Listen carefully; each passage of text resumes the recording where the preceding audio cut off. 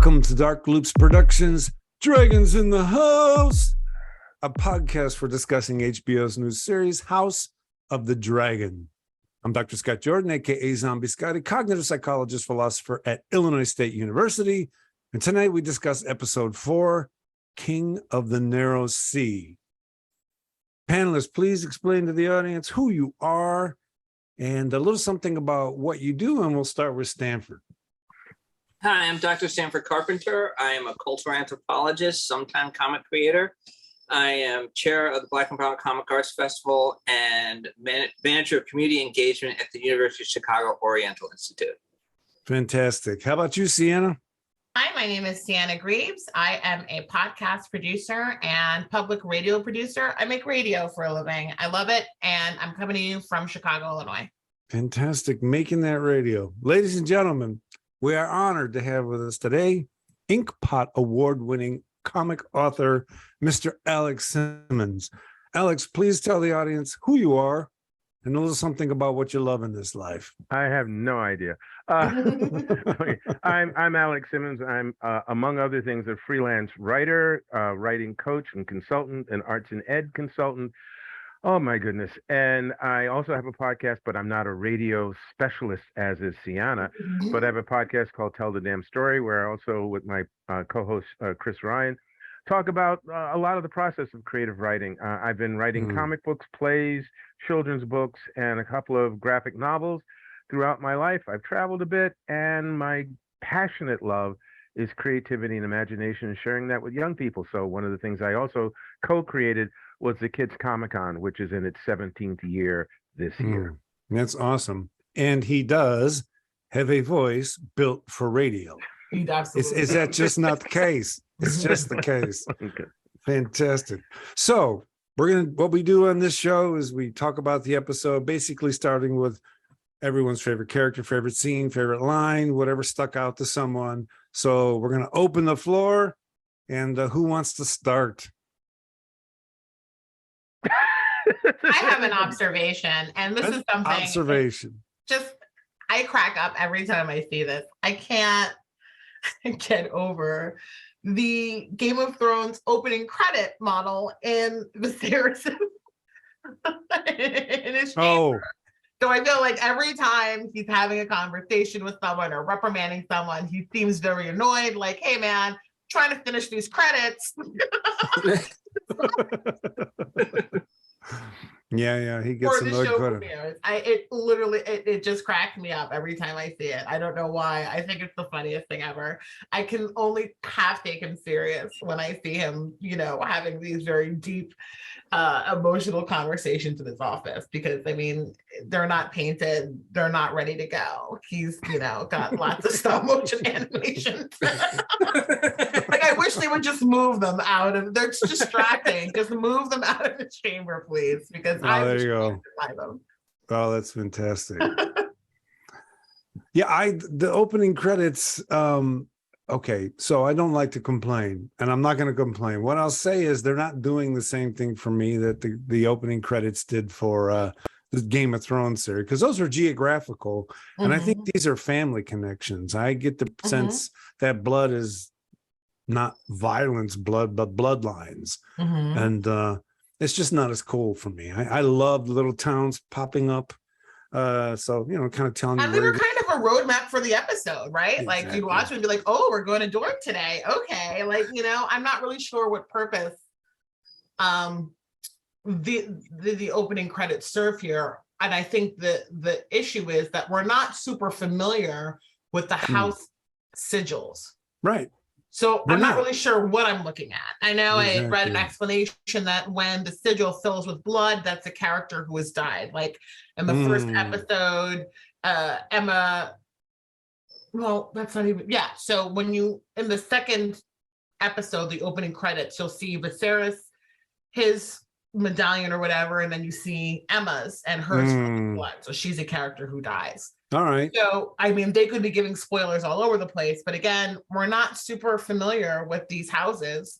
We don't know their sigils. They're not super recognizable. They're hard to see as well. They're very hard to see. And like, I'm So- not ready to do that much decoding I'm not. at 9 o'clock on Sunday. No. Somewhere Like I now have it's a- like I have time for a snack. Whereas Game of Somewhere I have a Thrones, I was- vision of the production designers for the show sitting and watching this and taking notes.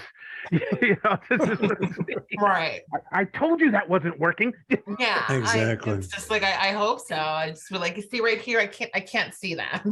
Yeah. So maybe want to zoom in on that. Exactly. I don't know. But yeah, it's a time to get a snack, go to the bathroom. Whereas like Game of Thrones, oh my gosh, those opening credits it was part of the episode. It was part of Watched the it show. every single Not getting time. the same thing. I agree with you 100%. Yeah, not the same vibe. And you know, I love to complain. So I love it. Anybody has character, line, scene stuck out?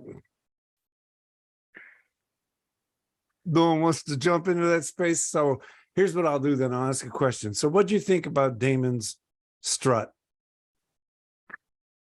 Right. I mean, what do you think about that whole scene of all the 1%ers lining up and then Damon walking in, wearing the crown, not wearing a bad do, by the way. well, You I know, think somebody's watching these podcasts because he definitely walked in with a Scott Jordan. He tried it.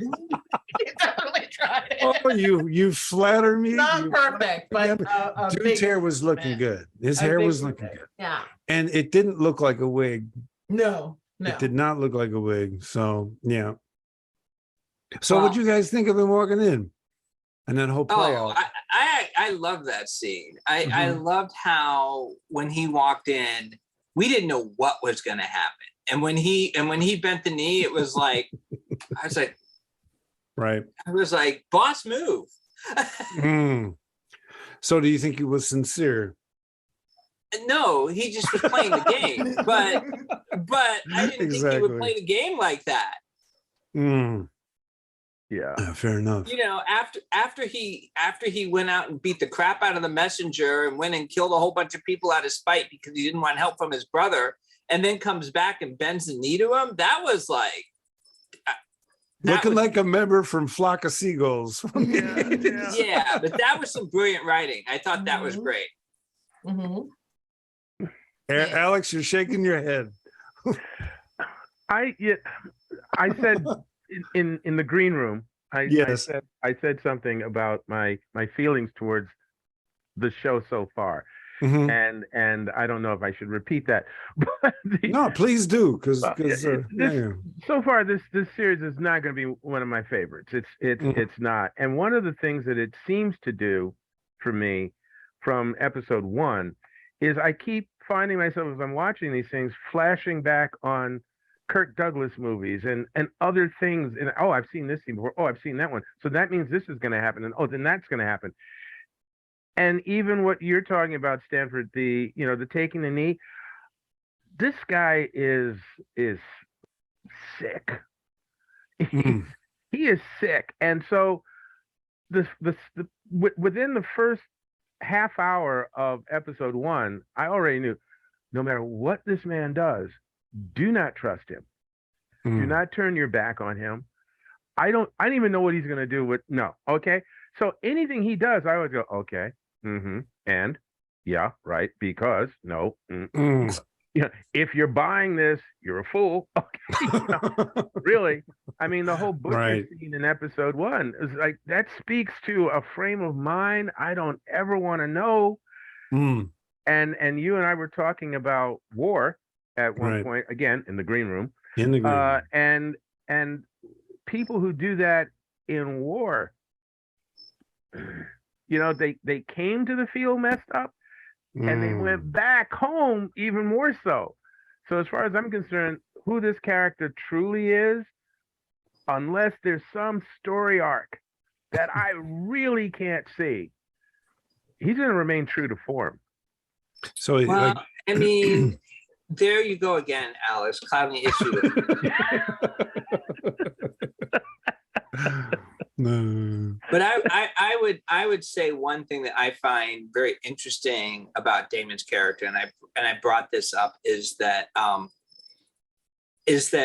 when I first saw him, I was like, you got to be kidding me. I had your reaction, but one of the things, the epiphany that I had about his character that does make his character interesting is when you look at him really in relationship to his brother, and you look at some of the early comments about how he feels that he has to do these things because his brother doesn't.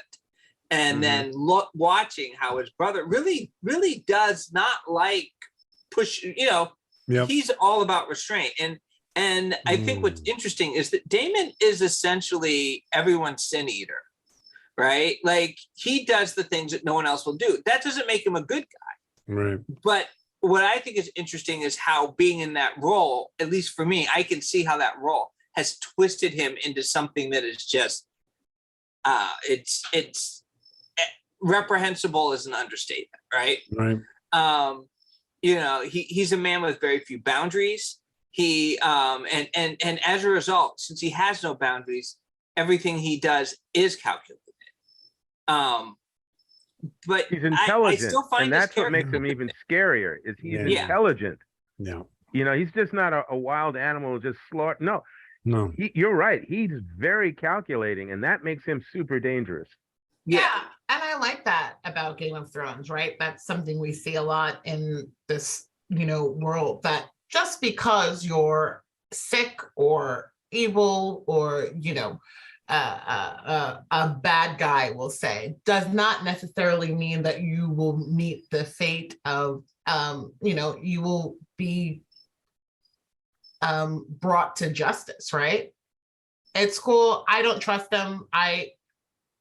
He's a bad person. He has zero redeeming qualities, but I'm still very interested in how he plays the game. And what we saw in episode 4, it foreshadows, there's a lot of foreshadowing there. Going in, bending the knee, it was a boss move. Stanford, you're absolutely right. And he fucked it up. Badly, that's inside of an hour. And I think, unfortunately, Damon will be the agent of his own demise. And I'm interested to see how that plays out. So I love this conversation about him because, when Martin's writing these characters, he's always writing them in relation to each other. So he and his brother, we contemporary parlance would lead us to say they're both flawed and they have different flaws. And what they're getting as writers is a lot of sparks out of the intersection of their flaws. So Damon, as you said, is a sin eater. He's going to go run into that cave by himself and he's going to kill the Crab King, because there's no way in God's green earth he's going to let his brother take credit for a war he's been fighting for 3 years, even if he dies, right? So there's that impulsivity, right? And as you said, Viserys doesn't have that impulsivity. He just, I said it in a conversation with other people, Viserys is someone I actually wouldn't mind having on my small council, because he can always tell me what everyone else wants. He doesn't know what he wants. He just doesn't want to piss anyone off, but he always knows what everyone else wants. So he's kind of like strong, but being able to say what everybody thinks about the issue. But when it comes to making the decision where he's going to hurt people and piss people off, he's not the guy you want in that job. So I think Martin is, I didn't read the books, but I suspect these characters are still so starkly contrasted against each other to amplify each other's problems. I am curious, and this actually just came to me as I was listening to you guys. I'm curious about one thing. Yes, they are brothers, and obviously one appears to be, obviously older than the other. So whatever the upbringing, the whole nature nurture thing, one could deliberate on for hours or days. But I am curious, when he made the choice about save the baby as opposed to the queen, that was, we saw that was a hard call for him, but he did it. And he did it for, I would say, now this is just my humble opinion. Well, that's all we're doing here, man. We're all humble. Right. We all have opinions. He did it not really for altruistic reasons. He wanted a son. He wanted an heir to follow in his name, to rule, blah, blah, blah, blah, blah. And the woman that he loved, he let him pretty much eviscerate her, to get that thing that he wanted. Now, For him, it was a no-win because then the baby dies. Yes. Spoiler alert in case people listening didn't watch that. Yeah.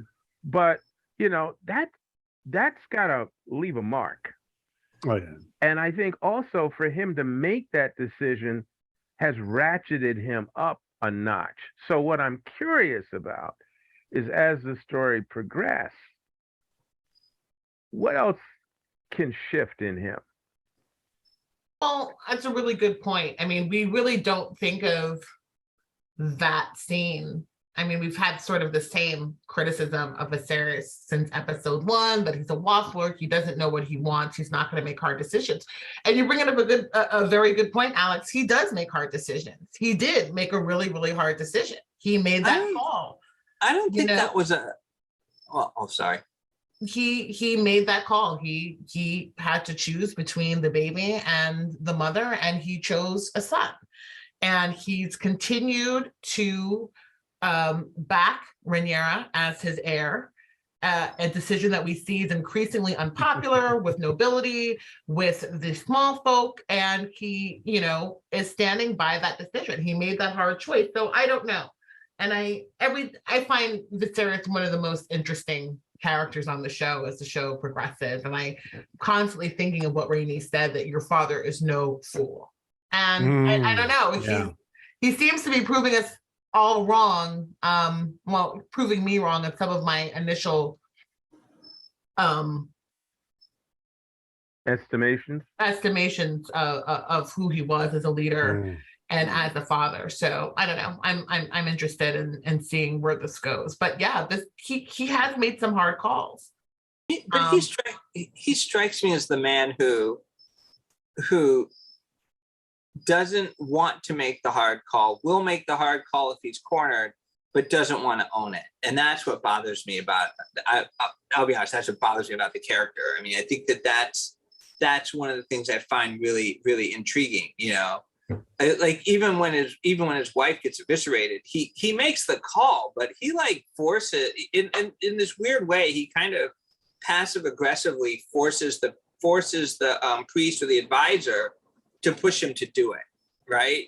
It's not, and I felt like it he made the decision more by not making the decision, because everybody else wanted to make that decision. They were just waiting for him to give them the go ahead. No, it's actually one of the things we love about these podcasts, Alex, is we all develop a richer understanding of the characters by riffing on it with each other. It's the way I look at the decision he made, and it's the way I look at when you hear someone telling you, well, I did this because I had to, because it's tradition, because it's God's will, it's because what science says we have to do. I think those people are basically hiding from the consequences of their choices. It's easier for him. So in that, what I remember about that scene, and it wasn't the baby versus the wife. It was the wife was going to die because it was a breech birth. Excuse me. Yes. She saying that 6 times fast. No, not today. So she was. My understanding is that she was going to pass.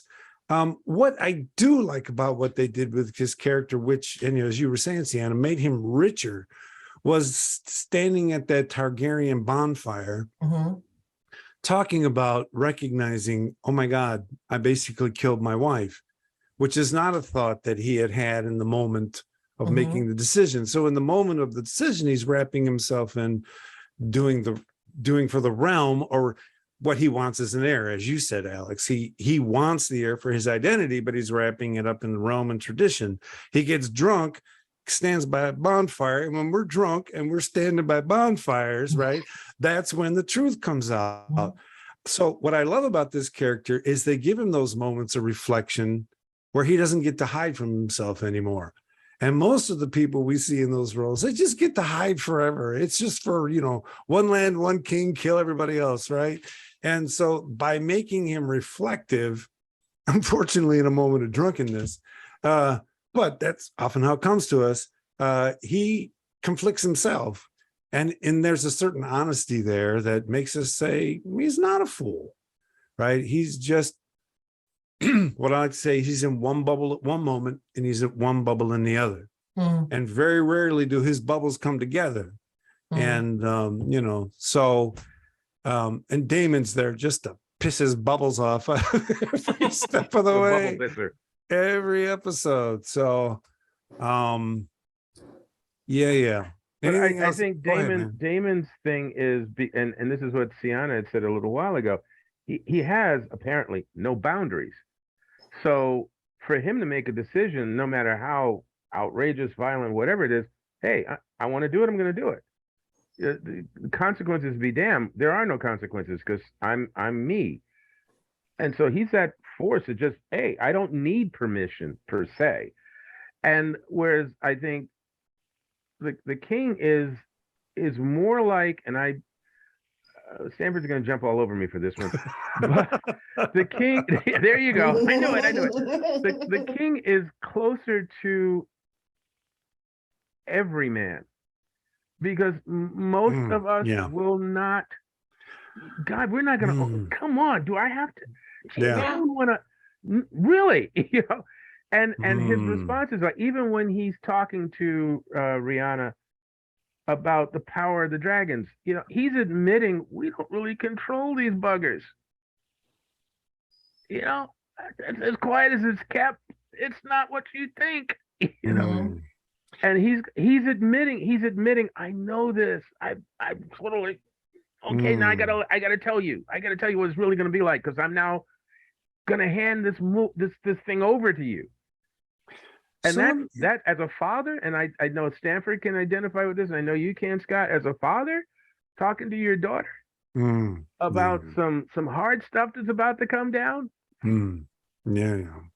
So let me ask you this. Do you think Damon would have turned out differently if he had been the first son? And the reason I asked that is because I think Damon loves the realm. I think he loves the space. I think he does love being its protector. But since he's a second son, he doesn't have the final word. And he gets stuck behind this brother who won't, as you said, Sanford, who won't do the sin eating, right? Right. So, yeah, what do you guys think? Would it have been different if he had been the first son? Completely, because I see in him also a resentment for the role that he's in. And when your role is sin eater, I can see why you'd be kind of resentful. It's like, yeah, here I got to eat shit again. You know, I mean, that's, you know, but there are also bowls of it. And the only way you get your props is by putting on an 80s hairdo and strutting down the aisle in a bone crown. I mean, you got to make your praise come to you, as opposed to your brother being smart enough to give it to you. Yeah, but you out. But as the youngest, I can say that you are given a certain amount of leeway to kind of, you know, flip off authority and then come home like, yeah, sorry about that. Exactly. That's some things I had to do, y'all. Thinking. And, you know, there's always that older sibling that's like, okay, well, come back. Exactly. Yeah, you can stay. It's like, oh, cool, thanks. You know, I would think he's. I'm sorry, I didn't mean. Go ahead. No, I was just going to say, yeah, you know, obviously for certain very specific reasons, he would have been somewhat different because he was the first, and subsequently would be in power and blah blah blah. I don't know if there would have been a totality of difference. You know, that's a different what if, and to me. I really don't know. Would he have been a wiser king? Would he have been more restrained, or would he have just nuked the land because he could? Right. You know, well, we know what it's like to have somebody who has no boundaries and is in a position of power. We do? Yeah. What are you talking about? we definitely know what that's like. Definitely. But you know, to me, I thought one of the most telling things about the character was when he went over to get when he hunted down the crab feeder, right? Like most people, they chase him down, they kill him, they gut him, and then they cut off their head and walk back. No, he hacked him in half, literally, and then dragged the torso. Like that's a kind of extra that I didn't expect. Right. Does that extra come from wisdom or does it come from just anger? But see, that's exactly, Stanford, because that's the slaughter scene in episode 1. Yeah. That's carnage, to the max, and unnecessary carnage to the max. And there's a whole nother thing I have about that whole scene, the way it was shot. But in terms of just the character, that's totally in character. It's funny because, again, as I say, sometimes when I would watch these things, I would flash on other scenarios or other film moments. And if you think about it, the way this is filmed, we are not, the camera doesn't shy away from too much of anything, right? Right. And if you think about the Conan movies, I mean, it's a barbaric scenario. And I mean, when someone the size of Arnold Schwarzenegger with a broadsword plows into someone, it's gonna be okay. How much meat do you want to take home, Miss Sampson? And I can haul this carcass for you with no problem, really, with one hand. Not a big deal. So exactly. the carnage is a part of the fury. I mean, even the joust, the tournament. It's one of the first times I've ever seen a tournament scene like that, where everybody just loses their mind and butchers everybody else. I said, okay, does anybody blow a whistle here? Do we have halftime? Right. Can you bring the cheerleaders out? Because these guys need to be distracted for a moment here. Right. We actually saw that play out in, I think it was the first episode, the first scene of the episode, when the queen was being shucked around to various realms to find a suitor, or I'm sorry, the princess. And the one little dude stands up. Oh, wait. Go ahead. That's my favorite character. Oh, well, then I'm going to back off. And Stanford, please. What's your favorite character, Stanford? My favorite character. Yeah, exactly. It's my man, Borman Baratheon. Easy for you to say. What? Time out. Borman Baratheon is her counselor. The little lad is the Lord. He's Lord Blackwood. We don't have a name for him. He's the Blackwood. So that's your dude. Okay, hold on. Let me just let me repeat that. Hold on. 3. Now, give me a second, man. Time out. No, exactly. Give me a little count in here so I can see the audio signal and get to it quickly. So 3, 2, 1. My favorite character is little man Lord Blackwood. The way he just came in and said, hey, this is what I want. This is who I want. I want you. I'm going to protect you. And he made no bones about it. Everybody laughed at him. Somebody laughed a little too hard. And what did he do? He gutted him. He brought his can opener, man. What I mean, I actually think that character is probably going to show up later. I just get the sense that he's going to show up later. I'm thinking, where's little Miss Lady Mormont, right? I mean, because she's a badass at the same age, right? And like at that same vibe. Man, what I loved about that. Go ahead, man. Go ahead. But part of what I loved about him was even how he described his house, right? Like as he talks about it being an ancient house, being tied to the first men, like all of this. I'm like, I want to hear his story. And the way he came in there, he was the youngest of all of them coming in there. When I saw him, I just had this image of like him in his back in the Black Woods, and like him being kind of like that little chosen one that everyone underestimates. And then he turns around and guts the guy. I was like, yes. Wow. Yeah, what I loved the thought I had after that scene was everything is training. And that dude knew how to wield a sword. Yeah, and he the did. other dude knew how to wield his mouth. And bring that on, versus sword. Play around and find out. And he found out. And so on the one hand, you think, oh, that's an interesting writing ploy. On the other hand, you're right. This idea of underestimating, right?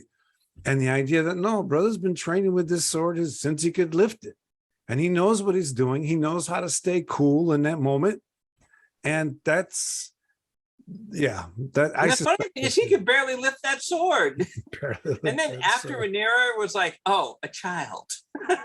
Well, that also does some revelation about Rhaenyra's character, right? Because she she contributed to the humiliation of that young man. Right. Now a child. So she's playing that childish game.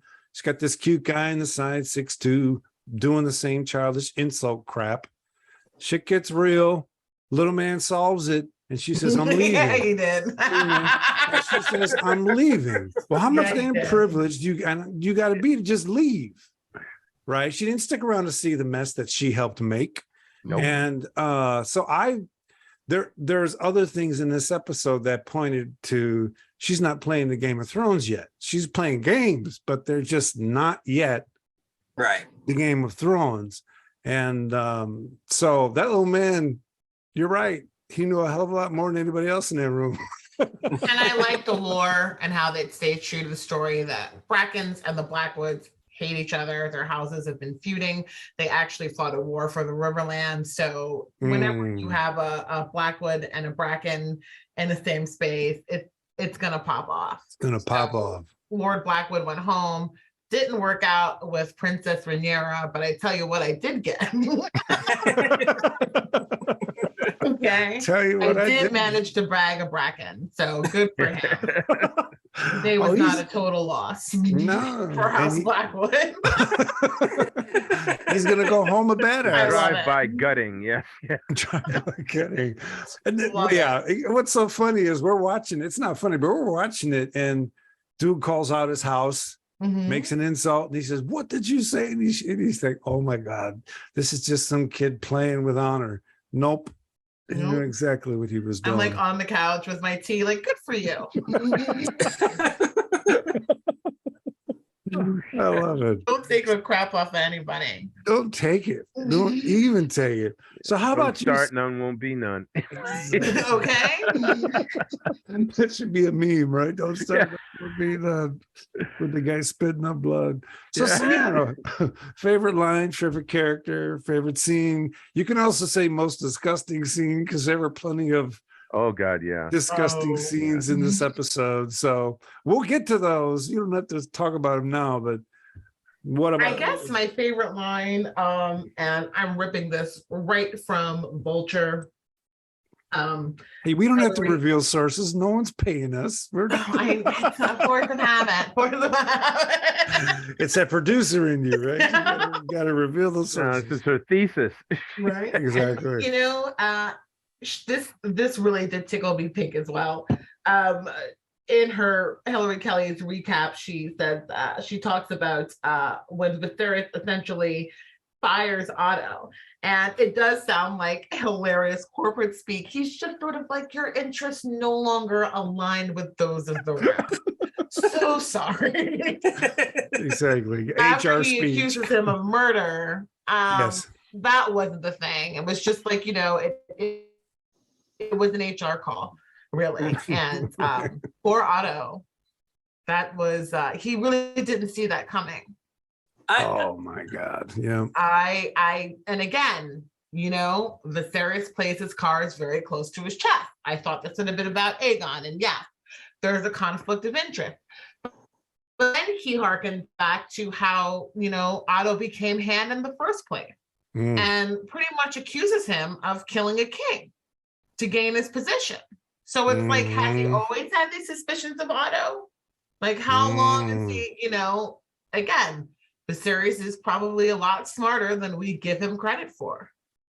Well, he did. He that's a really good point. He did get pushed to having that confrontation by Rhaenyra when she straight up said, "Yeah, I'll marry this guy, but you got to take care of this hand." And another group I was talking to, they said, "Damn, we don't even know if he had anything to do with the killing off of all of those babies." Right? I mean, how many babies did she have that died? And I'm just saying, once you play that way, I got to tell you, I was a little surprised how they wrote Otto Lowtower in this episode, because he was playing bad spades. He was leading with a 7 of diamonds when he shouldn't have been. I mean, he walks in when the king's just waking up. Yeah. and he tries to, oh my God, this horrible stuff's going on. Mhm. Otto would have known how closely his life is aligned with what's happened and his interests. And Mhm. if that's the best you can play, knowing that your grandson's potentially heir to the throne, and you're doing everything you can to disgrace the princess. Mhm. If you don't know that you're playing threshold Game Right. of Thrones, you're not good. You're just not good at it. And I was a little surprised they wrote him that But poor. we knew his game was weak when he showed up At Dragonstone. on that bridge in Dragonstone with some With men no on a dragon. narrow-ass bridge going after someone with a freaking dragon. I mean, Yeah. that was beyond ill thought. He showed up to Dragonstone with no dragon. Well, then you Throwing definitely need. insults, and it was I mean- kind of like, well,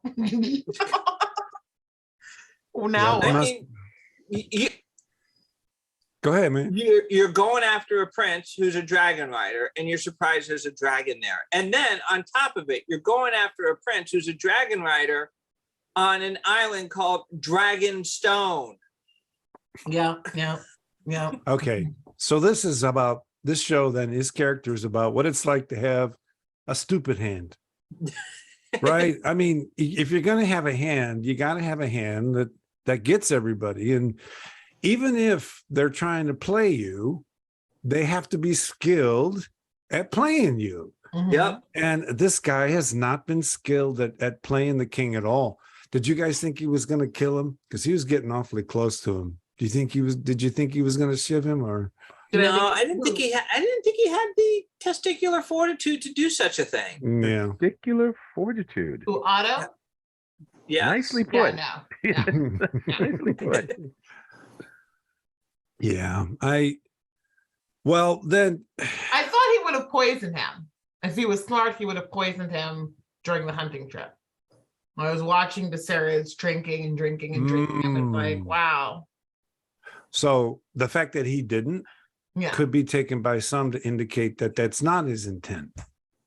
I mean, the problem that Otto faces is that the particular course of action he's suggesting puts him in a position of power.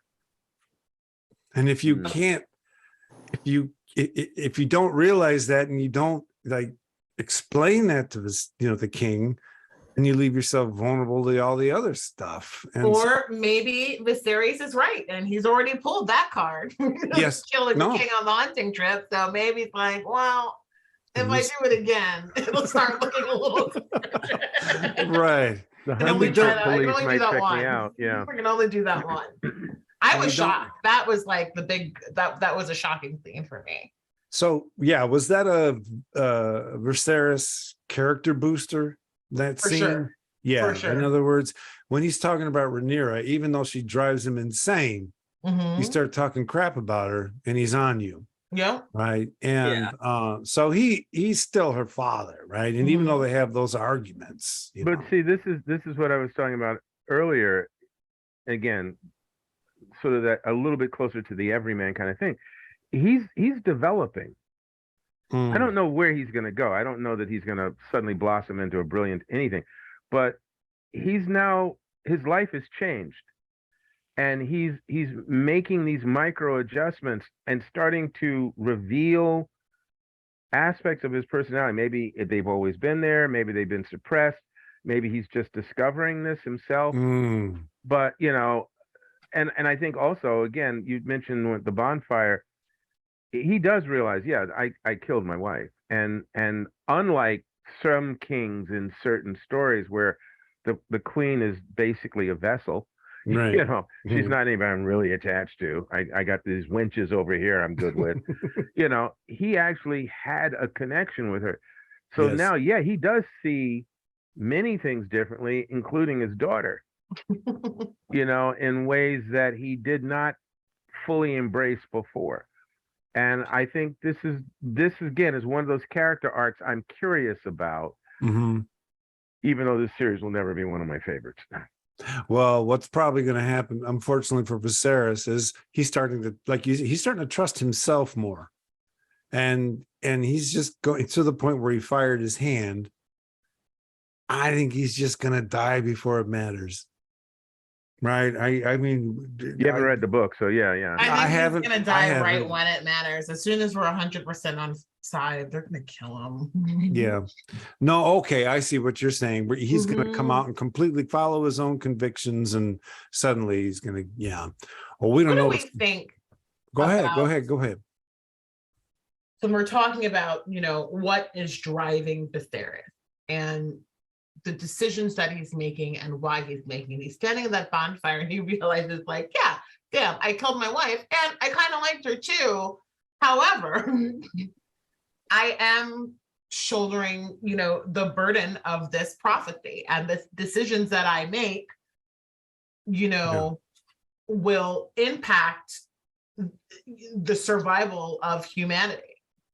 Right? Mhm. He really is leaning into prophecy. He really Yeah. is leaning into magic to some degree. And I know how you feel about magic, Stanford, and that's why I love feel magic, like so the foundation of is he building his house on sand here? Because if we've Mm, learned anything from Game of Thrones, prophecy is like, it's like Yeah. this. It's not. There. I mean, there are no sure things, mhm. obviously, but prophecy is not. Subject to interpretation. It's Yeah. it's not, It's even if it's poetry. not subject to interpretation, it doesn't necessarily mean that it's going to happen. No, that's Right? very true. No. Yeah. So Mm. I don't know. I think prophecy always happens in retrospect. Somehow we find some way to spin what happened around us to fit the prophecy. I mean, Okay, well, that's- who was the third head on the dragon? The dragon has to have 3 heads. Who was the third head from A Song of Ice and Fire? Nobody can tell me. Ooh, this quiz. Who This was pop the third head? quiz. look, I mean, Who was it? I don't know. But my point is, but Right. that is my point right there. My point is that, like, something happens and everyone's like, "Oh, it's prophecy." It's like Mm, if you ask them, they'll figure out who the third head is. It'll probably be Lord Blackwood. mm. I hope we find out when these last 2 books come out, because I mean, who was the prince who was promised? It certainly wasn't Bran. Yeah. We had a little conversation about that. Danny could have been Danny, because High Valerian, it's the same word, right? Could it have been her brother Viserys? I mean, you know what I Yeah. mean? Could it- No, exactly. Maybe it was Viserys. Yeah. So I don't It know. was the And guy just who the wrote way the Purple show Rain. plays with prophecy is very, very interesting. And you do bring up a good point, Stanford. We really don't know how the story ends yet, because there are still 2 books out there. But going with the material that we have, I worry for Viserys, because he does feel that, there was a reason Yeah. for the path that he's taking, and that there is an end game here for the decisions that he's making, and I'm not convinced. No, and he married a woman who is his daughter's best friend. Yeah, That's not winning me over either. When he Well- could have connected those 2 houses, as we discussed earlier, right? he could have married the child. Or no, or Rihanna could 12-year-old. marry Corliss's son, Yeah. right? And Rhaenyra. that would have connected us in a different way, right? Mhm. And he didn't come up with that idea. Suddenly, he talked to Strong, as we saw, and then the idea came out, and then he told her, "You're going to do that."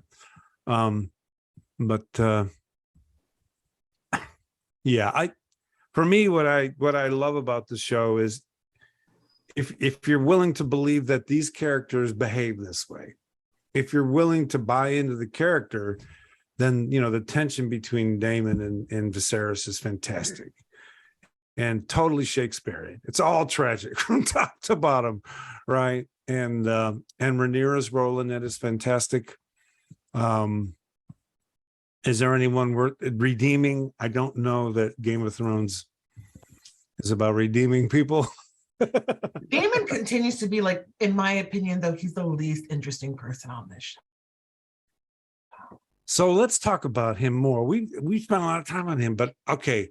So I gotta tell you, I actually, how do I say this, not sound weird? I enjoyed the brothel scene. I enjoyed the map he left for her, the clothes, going into old Flea Bottom, him introducing her to a world she's not seen before, him making moves on her, though I wouldn't say it was him making moves on her. It was the two of them being aroused and making moves on each other, I guess.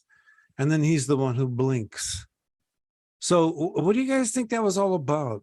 Did he really blink?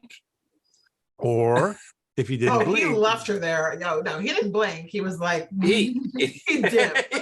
There's a difference between blinking and dipping. He dipped out. How'd you play her boobs are out, her pants are around her ankles, and he's just like, I'm gone. And you guys experienced that as him knowing that was going to happen from absolutely. The point it started. Yeah. And then let's follow through what the scheme is there. It's to get her exposed. Yeah.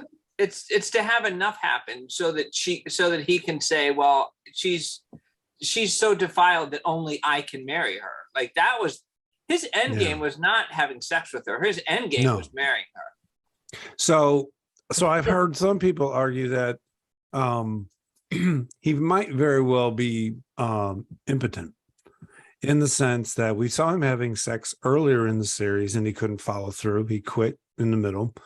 And then he keeps complaining about his wife, right? She hasn't had a kid.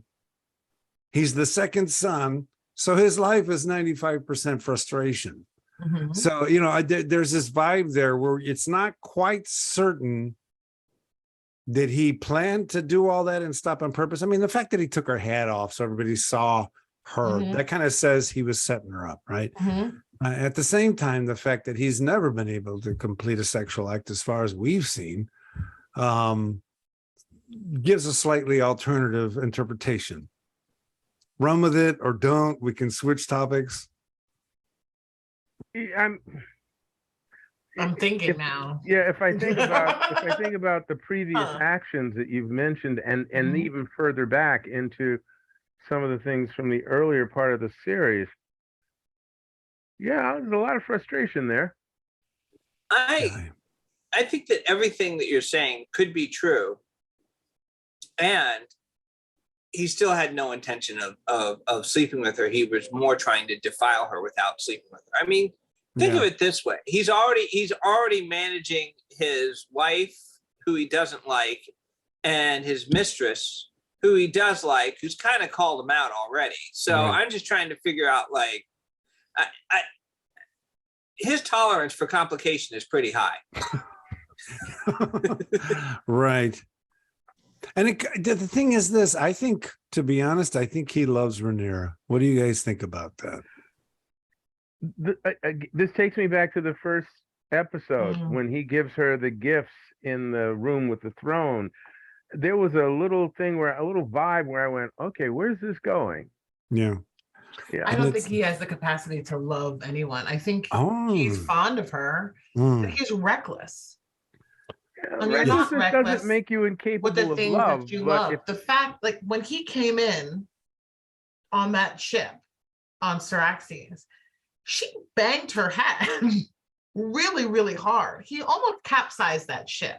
And I think we know there are little birds all about. I think he very well knew who was on that ship. It's very dangerous. To me, that I don't know. I don't know that he loves her. I think he has, I think he's fond of her. I think he's has some affection for her, but I think he's also willing to kill her or destroy her to, meet his own needs. It's not like I love it because Lannister had a capacity for love. She loved her children. Yes. She loved Jaime. She never killed Tyrion. Right. Even though she thought Tyrion killed Joffrey. She could have had him killed. And that's... And I don't see Daemon having any capacity for love whatsoever. I'm sorry. So let's use a different word. Because I think he feels almost more comfortable with her than anyone else. There's a Targaryen resonance that I sense in the way they have the two of them act. There's a connection. And I would agree with you on. I'm sorry, I didn't mean to cut you off. no, but please do. I just wanted to say that again, that scene, and then even when she's at the joust, how she reacts to the violence, how she reacts to everything's going. There's some sort of harmonic connection between the two of them, which makes me curious about her as a ruler too, going forward. Oh, yeah, she's gonna rule. Yeah, Oh yeah, no doubt. And that's what I'm saying. She's the one who rode the dragon. And just if you even just think about that whole opening scene again, episode 1, which I guess is the one that had the most impression on me. You're 15,000 feet up in the air on the back of a beast who does power dives for the fun of it, Yes. And you come off of that thing cool and calm and collected. It's like, where are you connected? Yeah. Yes. She rides. I mean, she respects him, and he respects her, and she isn't afraid of him. I mean, she marched up to him on Dragonstone, like, I'm gonna need that egg back, and if you're gonna kill me, but this is what I'm saying. Now is your chance. There's something in there that there's similarities in there, but that they vibe closer than any other two characters on there. So even if it has no sexual connection or anything like that, there's a thing there that I can see him connecting to, and him sensing that about her enjoying that aspect of him, and it's they're brother and sister, so fine, they're siblings, and we can enjoy the fact that we have this connection. You guys, go ahead, Cianna. For me, I have to be honest, it's Matt Smith. I'm not crazy about the casting of Daemon Targaryen. Okay. Because is he destroying your Doctor Who memories? Is that what's going on? He's my least favorite Who. I just don't. I thought he was great as Prince Philip in The Crown. He's a great actor. I don't know. There's something about Matt Smith. I think he's he's always said very nice things about you. Yeah. Maybe he's too well known of an actor. Maybe he just brings a star quality to the show that's distracting. And I can't get past Matt Smith to see Targaryen. And even if he dyes his hair white and gets an 80s hairdo. I think the fact that he hasn't had many lines up until this point is also I disagree with you on only on that last point, which is that I actually feel like what's been interesting is how much character development we've had with him, and he's had so few lines, right? Have we had that much character development? What? So, here's what I'm going to say. What I love about what they did in the writing with this episode is show how much Rhaenyra is like him. I mean, when she seduces her Kingsguard to come into her chambers and make love with her, excuse me, she acts as she doesn't understand that his ass is on the line. If he's caught, he's dead. And that's the whole reticence he's expressing, like, oh, I'm not taking this off. If we're doing this, you have to take this off because I'm scared to death that I'm going to get caught. And not once does she do anything in that scene to indicate that she understands what's at risk for him. So like Daemon, she's got this Targaryen recklessness that I do think they vibe to. I do think it makes them different than Viserys and Alicent and all those others. And I like the fact that I don't know what it is. His story along. He's right back where he started. He is. This episode and his actions really moved Rhaenyra's story. Really brought that forward. Brought Viserys' story forward. Yeah, and he's going right back from whence he came on his red dragon. And he's gonna. I mean, because we found out that Corlys created an alliance with the Free Cities, right? Yeah. So I guess he's going back to the Stepstones. I don't. I don't know. Sound like a 60s soul group. Right? Well, what it's going to do is the Stepstones, the 5 Stepstones. It's going to split the dragons, right? In other words, if Daemon goes with Corlys and there's a conflict between Corlys and Westeros, and they're going to split the dragons, and that'll be some fantastic special effects. I guess I just want a Damon heavy episode where we really see his story progress in a meaningful way. Again, someone watching this podcast is taking notes. Don't worry about it. Thank you. There you go. They get that figured out. I told you we should have episode 9. I'm telling you. So let me ask you guys another question. Do you think we're going to get a red wedding in the next episode? Oh, it looks like it, doesn't Right. it? There's a whole bunch of violence in the previews. And it looks like it's a wedding because you have the 2 sigils. You have Targaryen and you have Corlys's house. Valeris, right? So what is Corlys's house? Valerian? What's it called? Valerian. Is it Valerian? That's his Valerian? line. I wonder if No, that's what his house is. Valerian. Good Valerian. Okay. Chorus Okay. Valerian. So you see that they're at some formal event with both sigils on the wall, and then you see a bunch of violence happening. So Yeah, I think this might be the episode where there might be an assassination attempt on Rhaenyra or Viserys, or Yes. somebody fucked up on the seating arrangement and put the Blackwoods and the Brackens at the same table.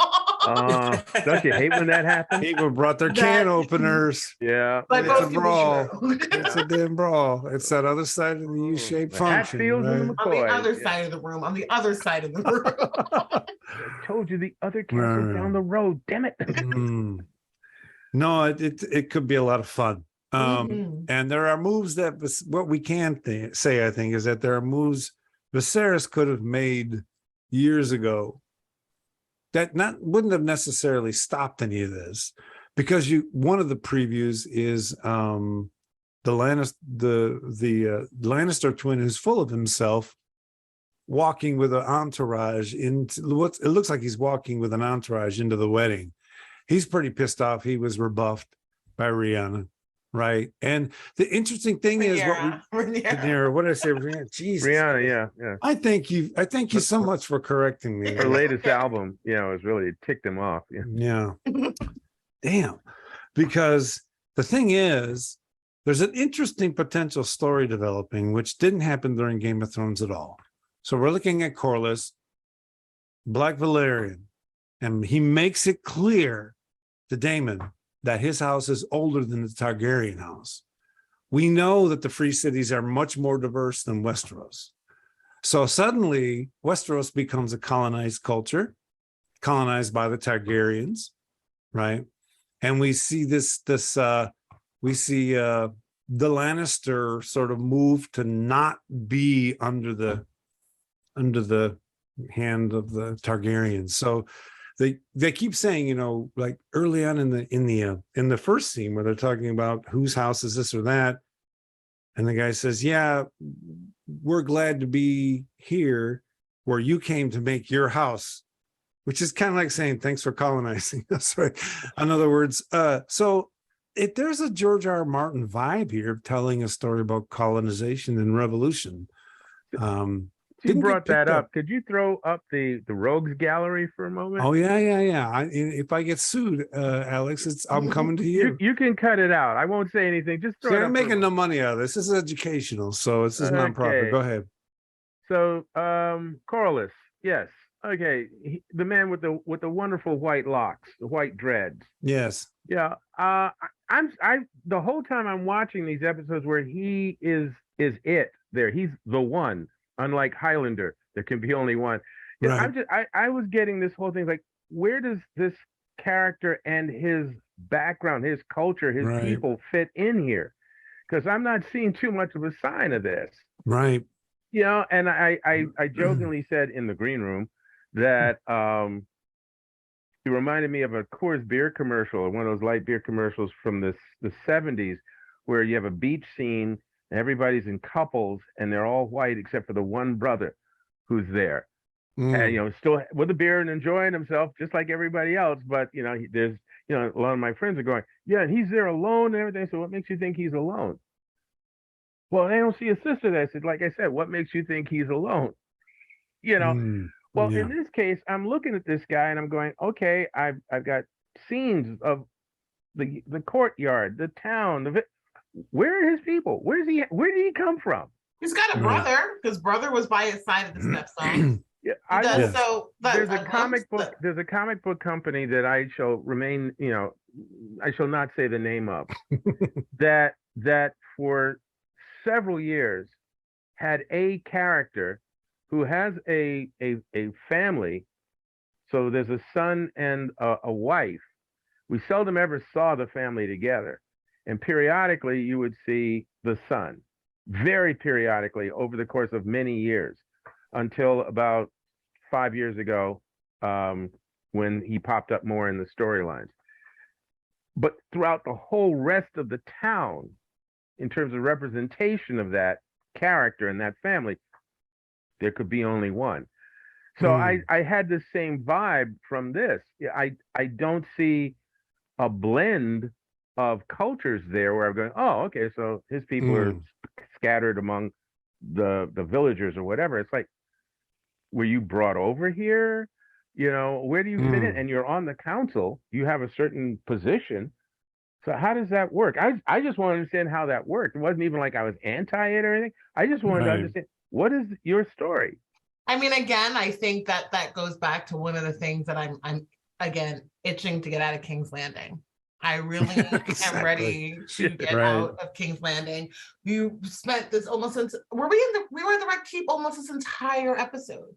Yeah. We haven't really left the castle. We haven't gotten to see other parts of restaurants. I don't think they have. Suburbs. Is that what you're saying? Haven't, explored much. I think the show, because it was focused on the Targaryens and the Valerians, and I hear what you're saying, Alex, and I was hoping that we would have had the opportunity to see old Valeria by now. And we haven't. So I think you're right. And I think next episode, I got the impression from the previews that they're actually going to Corlys's homeland for the wedding. Now, I'm not sure whose ships were on the water going towards. I got the impression there was a whole armada headed, and I got the assumption they're headed to a wedding, and it looked Targaryen to me, but it could be wrong. So I think they're going to expand the world, yet they're still, we talked about this the first podcast, right? Is this going to be how global or how local is this show going to stay? And I don't know. I think things are going to blow up this next week, to be honest. I think they just don't have leave the city money. I don't think they have leave the city money either. That's very practical of you there. The budget seems very practical. Small. I mean, really tiny. You can make a damn good movie with good actors and minimal set work. I'm just saying, you're right. And good CGI. You're right. You're right. But what I'm saying is, you're right. If you turn a potential problem into an asset by getting good writers. And it's the Jaws equation. All right, spell that out for us, please. The shark sucks. We can't show it too much. Yeah. Okay, so what do? We don't show it and build on that. Exactly. The Jaws equation. Yeah.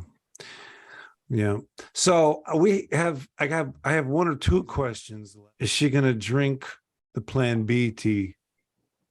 I wouldn't. I don't know what that is. I would check with my dad first. I would need some information on that. I'm not drinking anything that anybody's bringing to me. I'm on Team Cianna on this one from top to bottom. What? If she's learning to play the Game of Thrones, she does not drink that mess. I'm good. What do you guys think? I think Cianna just spelled it out for me. Yeah, I'm not being a father. Yes, daughter, come talk to me, please. Because he said it was from the king, didn't he? Okay, he said it was from the king, but he could be lying. Of course. And he doesn't even know what's in it. I mean, it's a mess. It's a bomb. Whatever. Go ahead, Stanford. No, I'm grabbing a hold of that tea. I'm holding it up to me, and then I'm dropping it. As it burns a hole through the stone floor. Right. Yes. That's when the bird or the monkey or the dog licks it up and drops dead. Bad dates. What animal do we have here to sacrifice? Exactly. Okay. No, I'm with you guys. If she's learning the Game of Thrones, she's not drinking that tea. Yeah. If she's not learning the Game of Thrones, she's drinking that It'll tea. be a short series. Short series. Yeah, Mhm. exactly. Well, we know that she's going to stick around. So because Yeah, but we had that speculation about who's going to play her next. So that's true. you know. That's true.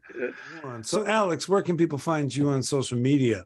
The easiest place is to find me on my website, Simmons Here and Now, all spelled out, .com, or on Facebook at Alex Simmons. Those are the two best places to find me right now. There's an Instagram, but we won't go into that. Alex, it was an absolute delight to have you on the show with us this evening. Thank you so much for giving us your time. Thank you, Stanford, you're more than welcome. Stanford, where can they find you on social media? You can find me on Facebook, Twitter, Clubhouse, and TikTok at SW Carpenter. Fantastic. And how about you, Cianna? You can find me on Twitter at CC Greaves. That's CICIGREAVES. Fantastic. So there it is. From all of us to all of you, big hugs. And remember, All men, must die. Thanks, everyone. Take care.